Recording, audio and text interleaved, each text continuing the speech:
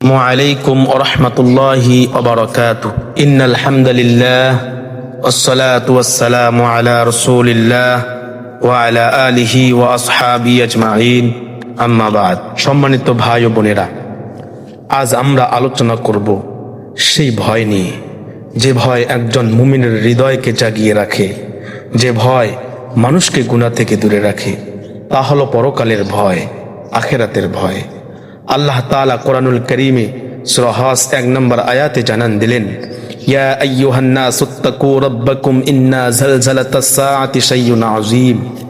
হে মানুষ, তোমরা তোমাদের রবকে ভয় করো, নিশ্চয়ই কিয়ামতের ভূমিকম্প একটি মহা ভয়ঙ্কর বিষয়। সম্মানিত ভাইরা, এই দুনিয়া চিরস্থায়ী নয়, এখানে আমরা অতিথি মাত্র। একদিন এই চোখ বন্ধ হয়ে যাবে, একদিন মানুষ বলবে অমুক ব্যক্তি মারা গেছেন। তখন শুরু হবে আখিরাতের পথযাত্রা, কবর, হিসাব, জাহান্নাম বা জান্নাত। রাসূল সাল্লাল্লাহু আলাইহি ওয়াসাল্লাম বলেছেন, ধীমান তো সেই ব্যক্তি যে নিজের আত্মাকে নিয়ন্ত্রণ করে এবং মৃত্যুর পরের জীবনের জন্য প্রস্তুতি নেয়। কিন্তু আজ আমরা কতজন প্রস্তুতি নিচ্ছি?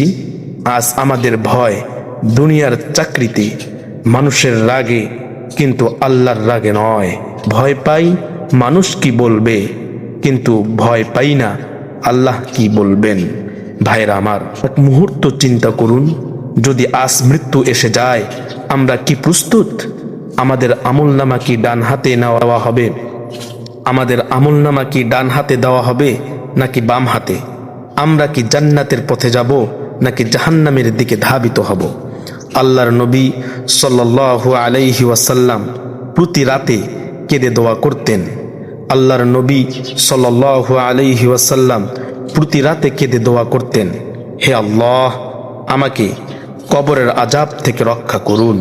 হে আল্লাহ, আমাকে কবরের আযাব থেকে রক্ষা করুন, কিয়ামতের ভয়াবহতা থেকে মুক্তি দিন। এটাই মুমিনের পথ। যে পরকালের ভয় রাখে সে দুনিয়ায় সোজা পথে চলে, আখিরাতকে ভুলে যায়, সে দুনিয়ার মোহে হারিয়ে যায়। তাই আসুন আজ আমরা তওবা করি, ঈমানের ওপর অটল থাকি, হারাম থেকে দূরে থাকি, আর নিজেদের মনে পরকালের ভয় জাগিয়ে তুলি, কারণ এই ভয়ে আমাদের জান্নাতের পথে টেনে নেয়। আল্লাহ আমাদের সবাইকে পরকালের ভয় হৃদয়ে ধারণ করার তৌফিক দিন। আমিন।